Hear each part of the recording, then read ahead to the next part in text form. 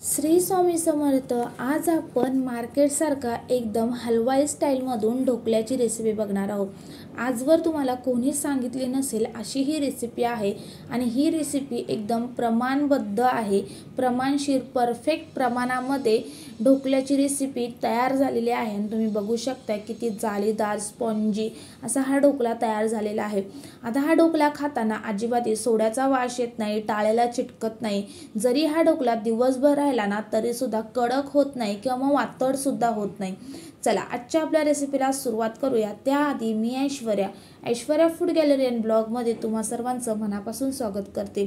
अजूनपर्यंत आपल्या चॅनलला सबस्क्राइब नसेल केलं किंवा मग चॅनलवरती नवीन असाल तर पटकन चॅनलला सबस्क्राइब करा आणि बेल आयकॉन देखील प्रेस करा। चला आता आपल्याला ढोकला बनवण्यासाठी लागणार आहे बेसन पीठ। आता ही पहिली टिप आहे आणि महत्त्वाची टिप आहे ती म्हणजे बेसन पीठ घेताना आपल्याला नेहमी चाळून घ्यायचं आहे।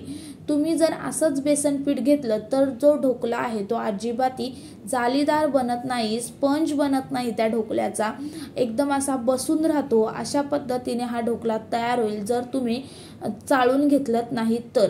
आता इथे आपण जे बेसन पीठ घेतलेलं आहे ते एक वाटी घरातली कोणती तरी सेट करायची आणि त्याच वाटीने आपल्याला इथे 2.5 वाट्या एवढं बेसन पीठ घ्यायचं आहे।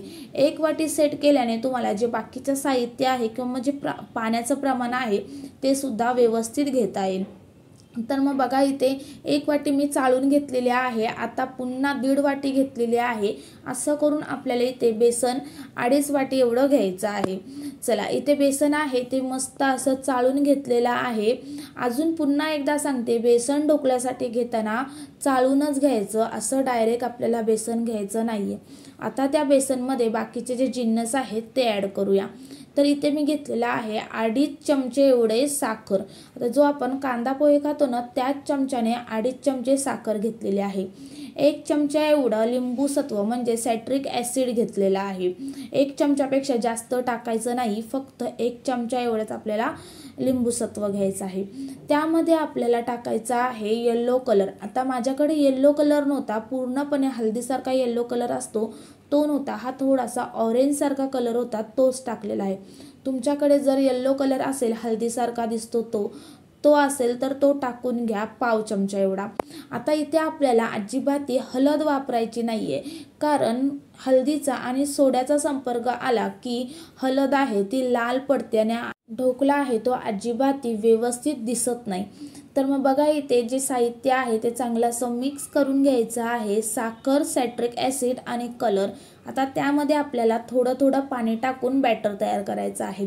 ज्या वाटीने आपण इथं बेसन पीठ घेतलेलं त्याच वाटीने मी इथं पाणी घेतलेलं आहे। अगोदर 1 वाटी टाकलेली आहे थोडं थोडं पाणी टाकत आणि हे बॅटर आहे ते व्यवस्थित असं मिक्स केलेलं आहे। अजून आपल्याला इथे पाऊण वाटी एवढं पाणी लागलेलं आहे, म्हणजे 1 वाटी आणि पाऊण वाटी एवढं आपल्याला इथे हे बॅटर मिक्स करण्यासाठी पाणी लागलेलं आहे। आता हे बॅटर मिक्स करताना आपल्याला साधारण 7-8 मिनिटं असंच हे ढवळत राहायचं आहे, बॅटर मिक्स करत राहायचं आहे, जेणेकरून हे जे बॅटर आहे ते एकदम हलकं हलकं तयार होईल आणि मिक्स करताना एकाच डायरेक्शनमध्ये आपल्याला हे मिक्स करून घ्यायचं आहे। तर मग तुम्ही बघू शकताय किती हे बॅटर आहे ते स्मूथ झालेलं आहे, हलकं झालेलं आहे। आता हे बॅटरची कन्सिस्टन्सी तुम्ही बघून घ्या किती ही पातळ आहे किंवा मग जाड आहे ते, त्याचप्रमाणे तुम्ही सुद्धा हे बॅटर आहे ते तयार करून घ्या। आता यामध्ये आपल्याला अजून 2 जिन्नस ॲड करायचे आहेत, ते म्हणजे चवीप्रमाणे मीठ आणि 2 चमचे एवढं खाण्याचं तेल। आता यामध्ये जे आपण तेल टाकू ते फ्लेवर येईल असं आपल्याला तेल टाकायचं नाहीये, बिना फ्लेवरचं जे तेल असतं तेच आपल्याला यामध्ये टाकायचं आहे। आता हे तेल टाकून आपल्याला चांगलं असं पुन्हा एकदा मिक्स करून घ्यायचं आहे आणि याला 10 मिनिटासाठी रेस्ट करत ठेवायचं आहे। जर तुमच्याकडे जास्त वेळ असेल तर तुम्ही जास्त वेळ हे पीठ रेस्ट करत ठेवलं तरी सुद्धा जमू शकते। आणि तुम्ही बघू शकताय हे जे बॅटर आहे ते किती हलकं हलकं झालेलं आहे, एकदम स्मूथ असं हे बॅटर तयार झालेलं आहे। चला 10 मिनटं झालेली आहेत आणि व्यवस्थित असं हे पीठ आहे ते रेस्ट झालेलं आहे। तर तुम्ही बघू शकताय या पिठावरती बबल्स आलेले आहेत। हे जे बबल्स आहेत ते सिट्रिक ॲसिडमुळे आलेले आहेत। आता इथे आपल्याला लगेच सोडा टाकायचा आहे यामध्ये।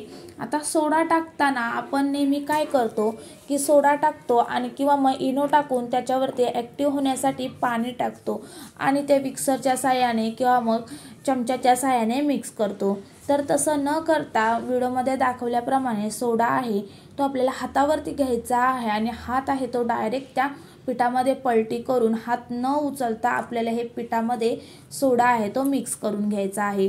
आता इथे मी सोडा अर्धा चमचा एवढा वापरलेला आहे। सोडा टाकल्याच्या नंतर तुम्ही बघू शकता हे पीठ आहे ते किती फुललेलं आहे, त्याला बबल्स आलेले आहेत, त्यामध्ये एअर साचलेला आहे। आता हे पीठ मिक्स करताना आपल्याला हात न उचलता साधारण 4-5 मिनिटासाठी किंवा मग कलर बदलेपर्यंत ह्याला मिक्स करत राहायचं आहे। तर सोडा टाकल्याच्या नंतर पिठाचा कलर आहे तो थोडासा फेंट होतो। तर मग बघा इथे हा 4-5 मिनिटं झालेले आहेत मी सोडा मिक्स करून। आता हे जे बॅटर आहे त्याला बबल्स सुद्धा आलेले आहेत। आता आपण याला स्टीम करण्यासाठी ठेवूया किंवा मग ढोकळा बनवूया। तर ढोकळा बनवण्यासाठी आपल्याला अगोदर कढई किंवा मग जे काही भांडं घ्याल त्यामध्ये पाणी गरम करत ठेवायचं आहे। पाणी कडकडीत असं उकळतं गरम असलं पाहिजे आणि जे आपण भांडं घेणार आहोत ढोकळा सेट करण्यासाठी त्याला अगोदर तेल लावून घ्यायचं आहे। त्यानंतर यामध्ये आपल्याला बॅटर टाकायचं आहे। लगेच बॅटर टाकून घ्यायचं आहे आणि त्याच्यावरती झाकण ठेवून आपल्याला 15-20 मिनिटासाठी याला स्टीम करून घ्यायचं आहे। स्टीम करताना आपल्याला अजिबात सारखं झाकण आहे ते उघडून बघायचं नाही आहे। 15 मिनिटानंतर तुम्ही चेक करू शकता अशा प्रकारे ढोकळा तयार झालेला आहे की नाही ते। लो फ्लेम टू मीडियम फ्लेमवरती मी या ढोकळ्याला 20 मिनिटं शिजवून घेतलेला आहे आणि तुम्ही बघू शकताय इथं जी टूथपिक घेतलेली आहे ती व्यवस्थित अशी क्लीन निघत आहे। म्हणजे ढोकळा आहे तो परफेक्ट प्रमाणामध्ये शिजलेला आहे, व्यवस्थित असा शिजून तयार झालेला आहे। त्याला आपण आता थंड करण्यासाठी ठेवूया। गरम असताना अजिबात हे ढोकळा कट करायचा नाही आहे, व्यवस्थित असा कट होत नाही। तर मग बघा इथे तो ढोकळा आहे तो थंड होते तोपर्यंत आपण फोडणीची तयारी करूया। तर मग फोडणीसाठी कढई गरम करत ठेवलेली, कढई थोडीफार गरम झाल्याच्या नंतर त्यामध्ये तेल टाकायचं आहे। तेल गरम झालं की त्यामध्ये मोहरी टाकायची, अर्धा चमचा एवढं हिंग टाकायचं आहे, कढीपत्ता टाकायचा, 4-5 मिरच्या अशा उभ्या कट करून मी टाकलेल्या आहेत। थोड्याशा मिरच्या तडतडल्या की त्यामध्ये आपल्याला 1 ग्लास एवढं पाणी टाकायचं आहे। 3 चमचे एवढी यामध्ये आपल्याला साखर टाकायची आहे, थोडीशी कोथिंबीर टाकायची आणि याला चांगली अशी उकळी काढून घ्यायची आहे। उकळ काढून झाला की आपल्याला लगेच गॅस बंद करायचा आहे। हे पाणी आहे ते आटवायचं नाही आहे, फक्त आपल्याला साखर विरघळू द्यायची आहे आणि एक उकळ काढून घ्यायचा आहे। तर मग बघा इथे ह्या पाण्याला उकळी आलेली आहे, फोडणी आहे ती तयार झालेली आहे। गॅस बंद करायचा आणि याला थोडंसं गार होऊ द्यायचं आहे। मीडियम गरम असतानाच आपल्याला हे ढोकळ्यावरती फोडणी टाकून घ्यायची आहे। ढोकळासुद्धा व्यवस्थित असा गार झालेला आहे आणि ताटाचे जे काठ आहेत ते सुद्धा व्यवस्थित असं सुटलेले आहेत। तर बघा इथे किती स्पॉन्जी असा हा ढोकळा जालीदार तयार झालेला आहे। चला ढोकळा आहे तो पूर्णपणे थंड झालेला आहे। आता आपण याला कट करून घेऊया। तुम्हाला आवडेल त्या आकारामध्ये, छोट्या मोठ्या आकारामध्ये किंवा मग आवडेल त्या शेपमध्ये तुम्ही याला कट करून घेऊ शकताय।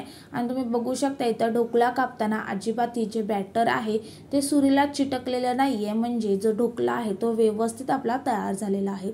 आता आपण जी फोडणी तयार करून घेतलेली ती सुद्धा थोडीफार थंड झालेली आहे। थोडीशी कोमट असतानाच आपण या ढोकळ्यावरती ही फोडणी टाकून घेणार आहोत। तर बघा इथे अशा प्रकारे आपल्याला ही फोडणी टाकून घ्यायची आहे आणि तुम्ही बघू शकताय किती मस्त असा हा ढोकळा तयार झालेला आहे। आता इथे ह्या ढोकळ्याचा कलर तुम्हाला थोडासा ऑरेंज दिसत असेल, ऑरेंज येल्लो असा, पण यामध्ये आपण जो कलर टाकलेला तो थोडासा ऑरेंज येल्लो होता, त्याच कारणाने आपला इथं हा ढोकळा आहे तो थोडासा ऑरेंज येल्लो झालेला आहे। अगोदर सांगितल्याप्रमाणे जर तुमच्याकडे हळदीसारखा येल्लो कलर असेल, पूर्ण येल्लो असतो तो टाकून घ्या। एकदम परफेक्ट प्रमाणामध्ये कलर आहे तो मार्केटसारखा ढोकळ्याला जसा असतो तसाच ह्या ढोकळ्याला कलर येईल। तर मग बघा मस्त असा हा ढोकळा तयार झालेला आहे। तुम्हाला मी इथे काढून दाखवत आहे एक ढोकळा। ढोकल्याचा पीस आणि तुम्ही बघू शकता किती स्पॉन्जी आणि जालीदार असा हा तयार झालेला आहे। तुम्ही हा ढोकल्याला दाबलात तरीसुद्धा पुन्हा त्याच्या आकारामध्ये येत आहे, म्हणजे तुम्ही समजू शकता किती हा जालीदार तयार झालेला आहे, स्पंजीस तयार झालेला आहे। ढोकल्याची रेसिपी झटपट आणि योग्य प्रमाणामध्ये हलवाई मधून मार्केटचा ढोकळा कसा केलेला आहे। तुम्हाला ही रेसिपी कशी वाटली हे मला कमेंट्स करून नक्की कळवा। त्याचबरोबर जर तुम्हाला ही व्हिडिओ आवडली असेल तर एक लाईक नक्की करा। अशाच नवनवीन रेसिपी आपल्या चॅनलवरती अपलोड केलेल्या आहेत, तर चॅनलला एकदा नक्की भेट द्या। जर तुम्हाला व्हिडिओ आवडल्या तर तुमच्या घरातील सदस्य, मैत्रिणी आणि जास्तीत जास्त नातेवाईकांसोबत शेअर करा। चला, अजूनपर्यंत आपल्या चॅनलला सबस्क्राईब नसेल केलं तर पटकन सबस्क्राईब करा आणि बेल आयकॉन देखील प्रेस करा। आणखी एक अशाच नवीन व्हिडिओ सोबत भेटूया, तोपर्यंत बाय बाय।